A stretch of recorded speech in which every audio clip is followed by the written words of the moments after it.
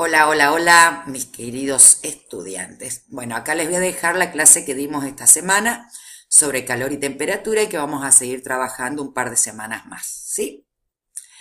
Principalmente vamos a ver las diferencias que existe entre calor y temperatura. Habíamos visto el ejemplo que teníamos un recipiente pequeño con agua y un recipiente grande con agua. Los dos, el agua iba a hervir a la misma temperatura, a los 100 grados centígrados. O sea que este cambio de estado y la temperatura, los dos, independientemente de la cantidad de materia que tenga, van a hervir a la misma temperatura.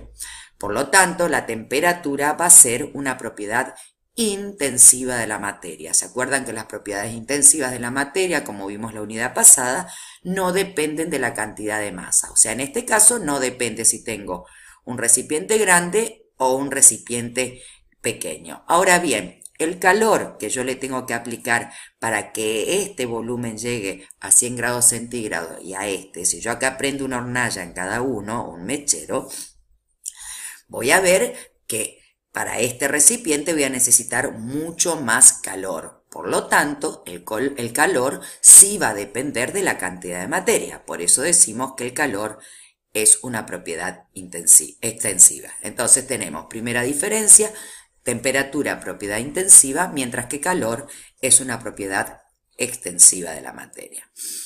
Por otro lado, vamos a definir, ¿se acuerdan cuando trabajaron con el simulador la unidad pasada para ver los cambios de estado, en donde veíamos que a mayor temperatura las moléculas tenían mayor movilidad?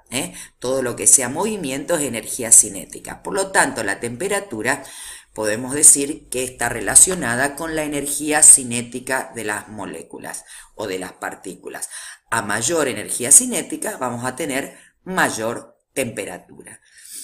Mientras que el calor, los cuerpos no tienen calor, lo que tienen es energía interna. Y esa parte de esa energía interna se transmite por medio del calor. El calor vendría a ser una energía en tránsito, ¿sí? Se puede decir energía térmica, energía calórica.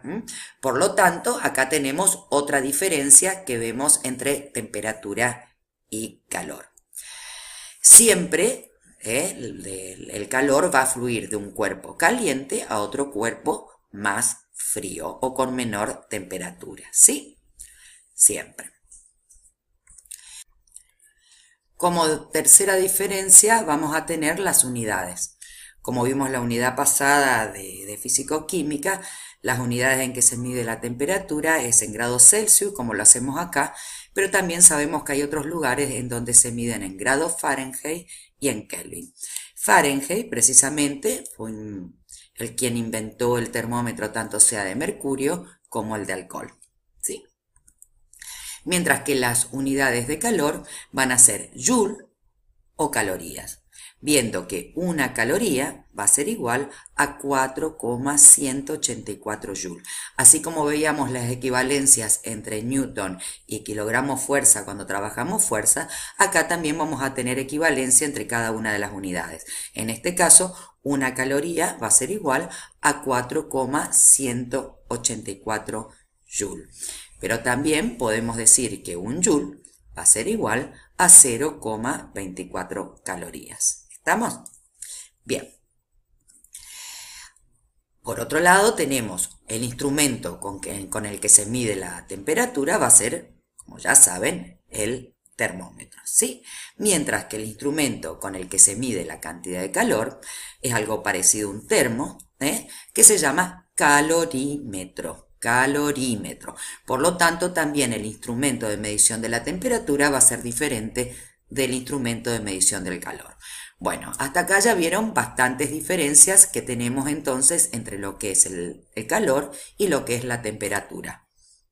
Ahora seguiremos con algunas definiciones que tienen que aprenderlas, que es algo nuevo para ustedes. Por ejemplo, nosotros sabemos que cuando cocinamos, más de uno de ustedes cocina, van a agarrar una cuchara de madera o una cuchara con un mango de madera. Eso, como vimos en clase, es porque se agarra una de metal me voy a quemar, ¿eh? Se me va a calentar el metal se va a calentar mucho más rápido que la madera. O sea, no todas las sustancias absorben calor de la misma manera. Hay sustancias que absorben más rápido calor porque conducen más fácilmente el calor, mientras que otras les cuesta más absorber el calor. A esa capacidad va a estar dada por algo que llamamos precisamente capacidad específica. O sea, la capacidad específica es la capacidad que tiene cada sustancia para absorber calor. ¿Cómo vamos a definir esto? ¿Cómo se definió esto? Fíjense bien, lo vamos a repetir varias veces como hicimos en clase.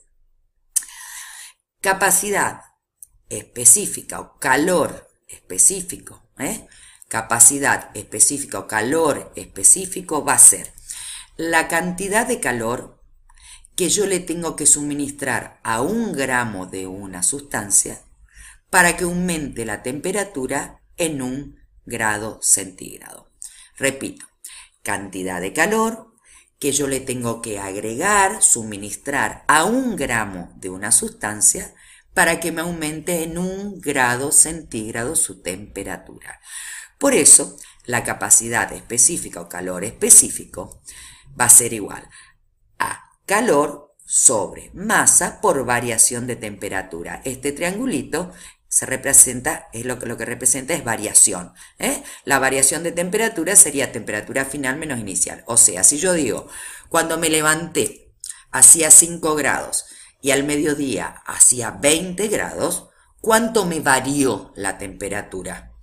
Y de 5 a 20 me varió 15 grados centígrados. Si yo hago temperatura final 20 grados menos temperatura inicial 5 grados, va a ser 15 grados centígrados. Eso es variación de temperatura, que se expresa así. Entonces, la fórmula para calcular calor específico va a ser cantidad de calor que hay que suministrar a 1 gramo de sustancia, o sea, masa, para que varíe su temperatura en 1 grado centígrado, o sea, calor sobre masa por variación de temperatura. Veamos las unidades entonces del calor específico. Cantidad de calor en calorías o también puede ser en joule, que hay que suministrar a 1 gramo, entonces calorías sobre gramo o joule sobre gramo, para que aumente su temperatura en 1 grado centígrado. Entonces, calorías sobre gramo por grado centígrado. O bien, si estamos trabajando con la unidad joule, va a ser joule sobre gramo sobre grado centígrado, ¿sí? Entonces, dijimos que esta es la capacidad de cada sustancia de absorber calor. Por eso, cada sustancia, y dependiendo también el estado en que se encuentre cada sustancia, va a tener un calor específico determinado. Como ven, se expresa en calorías sobre gramo grado centígrado, o joule sobre kilogramo Kelvin o joule sobre gramo grado centígrado, mientras sea una unidad de calor sobre una unidad de masa y una unidad de temperatura. Ahora veremos, cuando este gramo de sustancia que yo tengo es de agua, o sea, la cantidad de calor que yo tengo que suministrar a 1 gramo de agua para que me varíe la temperatura en 1 grado centígrado, esa cantidad de calor internacionalmente se acordó que esa cantidad de calor que necesita 1 gramo de agua para aumentar su temperatura en 1 grado centígrado, esa cantidad de calor equivale a 1 caloría. O sea que yo puedo decir que 1 caloría es la cantidad de calor que tengo que suministrar a 1 gramo de agua para que aumente su temperatura en 1 grado centígrado. Bien, entonces, terminando, llegamos a la fórmula con que resolvemos todos los problemas que estuvimos trabajando. Quienes hayan faltado, por favor, pedir los problemas que hicimos y tratar de ver si lo pueden resolver. La fórmula de calor, el calor puede ceder o puede ingresar, o sea, un cuerpo caliente se puede enfriar o un cuerpo frío se puede calentar, ¿de acuerdo? Si ingresa o si libera calor. Va a ser igual a la masa, que vamos a trabajar generalmente en gramos, por el calor específico, que ya vieron que es calorías sobre gramo grado centígrado o joule sobre gramo grado centígrado, por la variación de temperatura. Es una fórmula bien sencilla para calcular cantidad de calor, masa por calor específico por variación de temperatura. ¿Sí? Bueno, hasta acá llegamos. Esperemos que les sea de utilidad. Escuchen, miren, repasen. Bueno, nos vemos en clase esta semana. Hasta luego.